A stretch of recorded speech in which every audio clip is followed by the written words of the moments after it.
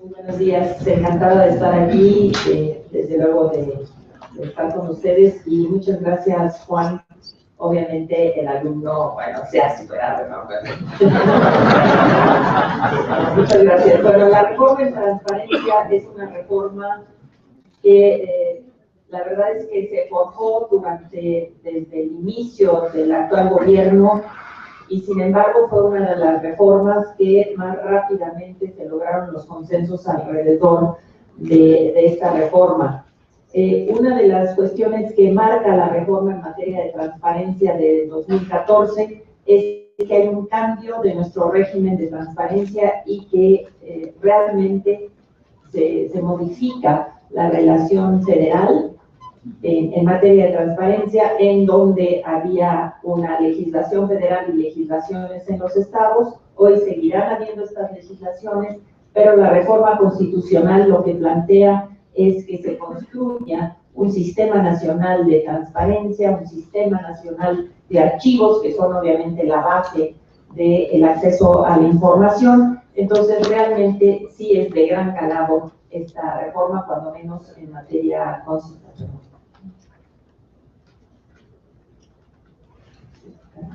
Aquí está.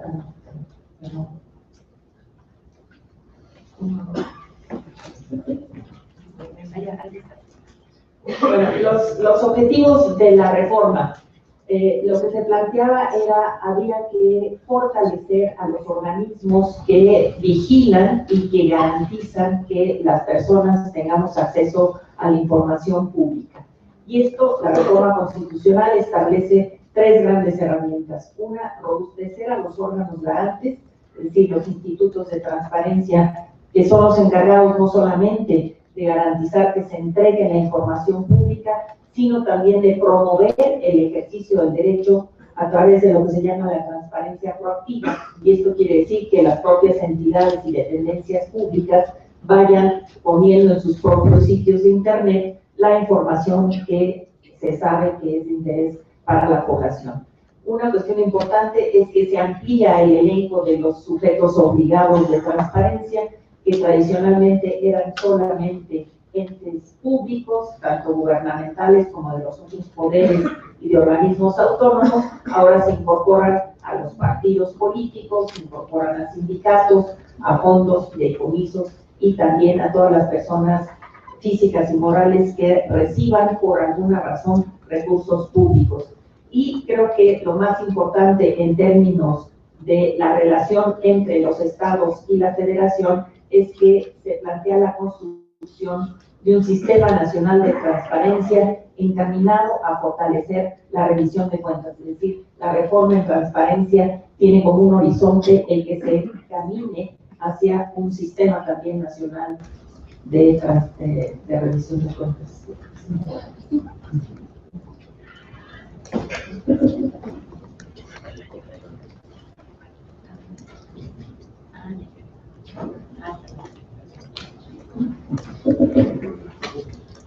Okay. Bueno, los contenidos básicos de la reforma es que a los organismos garantes se les dota de autonomía constitucional. ¿Y esto qué quiere decir? Esto quiere decir que los organismos no solamente van a poder vigilar a los entes gubernamentales, es decir, los que forman parte de la administración pública, como en el caso del IFAI, que vigilaba solamente a los que eran parte de la administración pública, igual que el IFAI era parte de la administración pública, para ahora poder vigilar a los tres poderes, a los organismos autónomos y a todos estos otros nuevos obligados en transparencia, partidos y hasta particulares. Entonces esto lo robustece, y además lo que genera es una uniformidad en cuanto no solamente a los principios que guían el acceso a la información y la transparencia, sino en cuanto a los criterios para definir qué información debe de publicarse, qué información debe de reservarse. Seguirán siendo los mismos criterios para todos los poderes,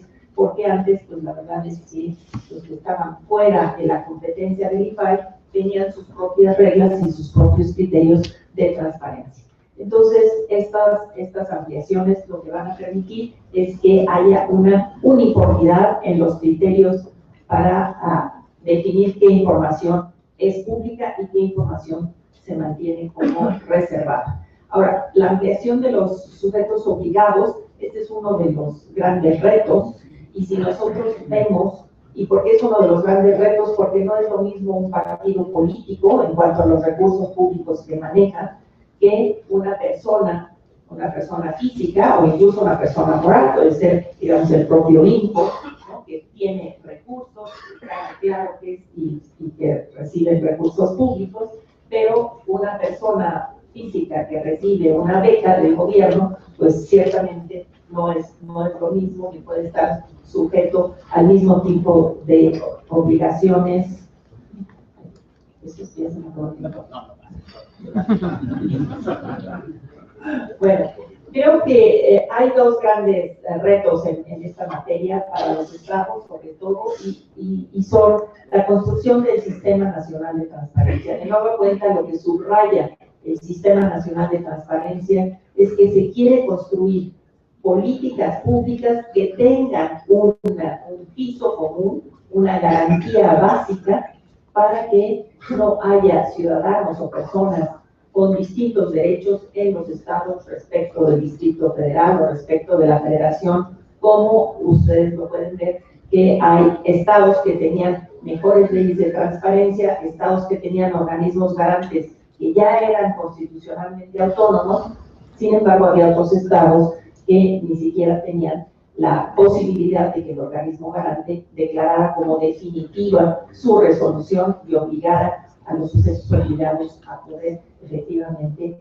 dar la información. Entonces, este Sistema Nacional de Transparencia creo que es el reto más importante, porque implica que tiene que haber una colaboración y una cooperación entre los estados y la federación para que se puedan construir de manera muy clara los criterios homogéneos en cuanto a la clasificación de la información o la reserva de la información y por cuánto tiempo debe de reservarse. Los retos para los organismos locales son los que se derivan de la autonomía constitucional. Por ejemplo, un gran reto es que ahora los organismos garantes de transparencia tienen la facultad de interponer acciones de inconstitucionalidad, y esto quiere decir que tienen que estar vigilantes de las reformas que hagan sus propios congresos y ver que esas reformas no vayan a incorporar algún tipo de elemento que pueda condicionar o limitar el derecho de las personas a la información pública,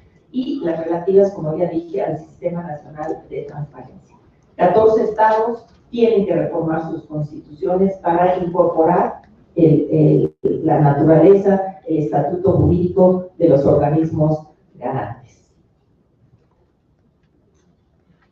Bueno, del Sistema Nacional de Transparencia,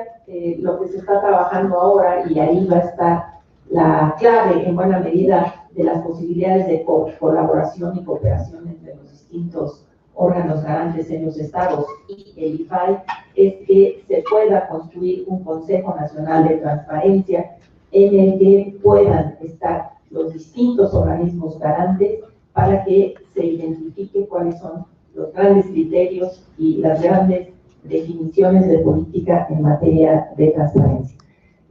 Una de las cosas que se discute y tiene que ver con este sistema nacional es cuál va a ser el papel del IFAI.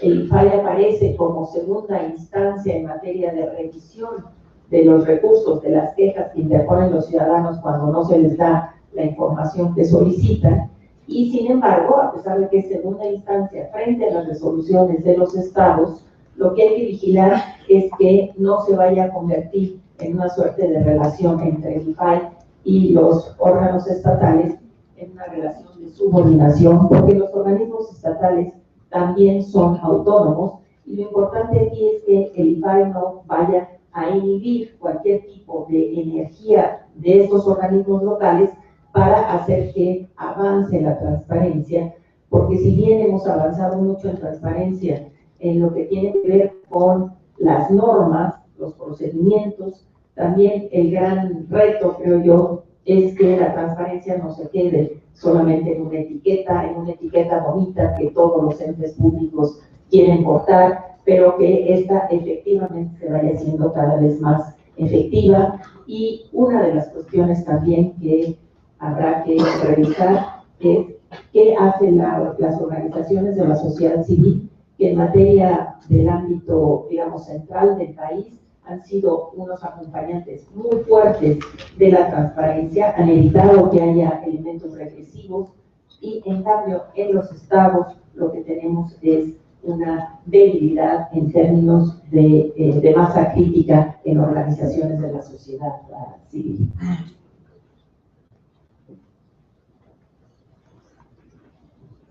Bueno,